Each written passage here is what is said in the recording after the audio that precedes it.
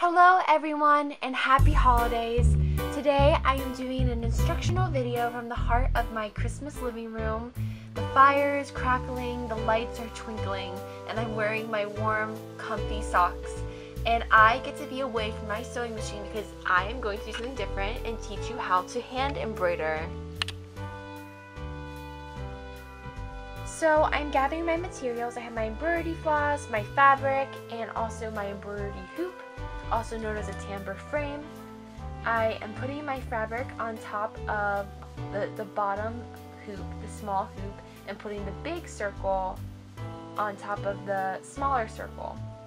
And before I screw on the screw, I am just going around the hoop, making sure that it's wrinkle free, that the fabric is as tightly as it can be in between the circles.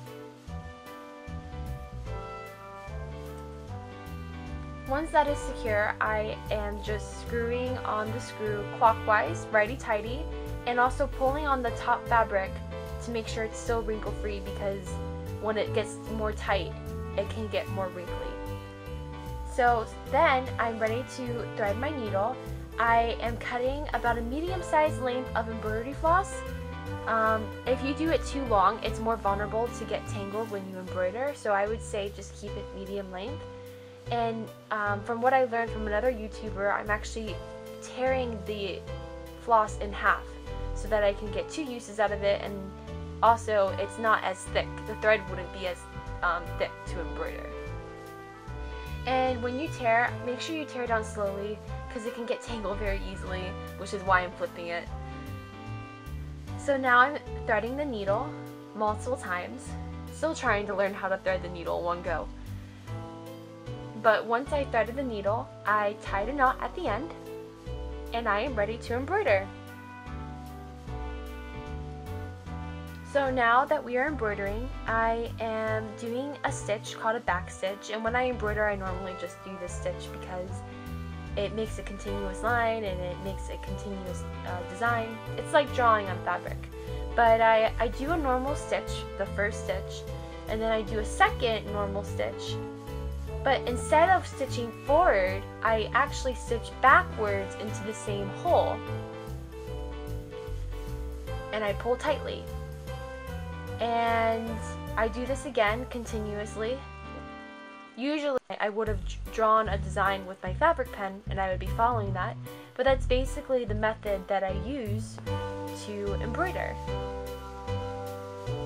And it is really relaxing, but I would just listen to music or a podcast because you want to make sure that you are accurately threading into the holes. If you don't, then it won't look as neat.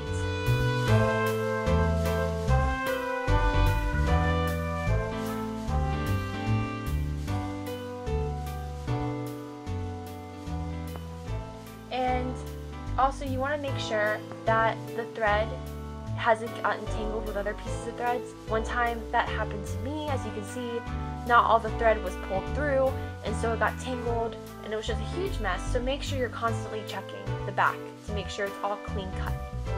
At the end, when you're done, you want to cut through the needle, and then you want to tie a knot and bring down the knot as far down as you can so that the fabric doesn't become undone. So now that you guys know how to embroider, I actually am really excited because I did my first time lapse, and this was really fun to do. I was only able to really get half of the heart that I did done in this time lapse. I just thought though this would be really cool for you guys to see the whole of what embroidery really entails and what you kind of consistently have to do. It kind of becomes a routine after a while. Approximately, I know this all looks really fast, but approximately this actually took me about 3.5 hours to do, so I got to listen to Christmas music the entire time and just kind of, you know, have my own thoughts and reflections, and that was really nice as well. So it depends on the design you do, honestly, but since I was doing a heart, it did take a little bit longer, but that's okay. So it's very relaxing, very de-stressing, and yeah, just have a good time embroidering. Just have fun with it.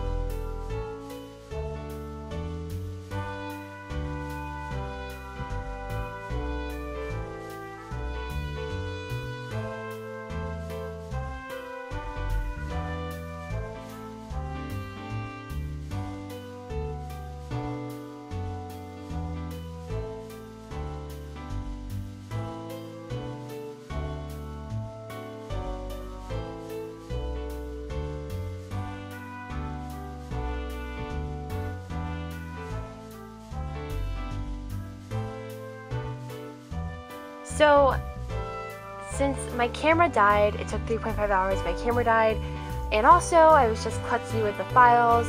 I wasn't able to get the whole time lapse in, but this is the finished product, an embroidered heart. At the end when I was done, if I missed a couple holes, I just went back and filled up the holes, no big deal, and that is all. And I'm pretty proud with what it came out to be, and I'm excited. I have some more projects in store for what I am going to use embroidery for, so I'm really excited about that. But here's a heart from me to you, and Merry Christmas and Happy New Year.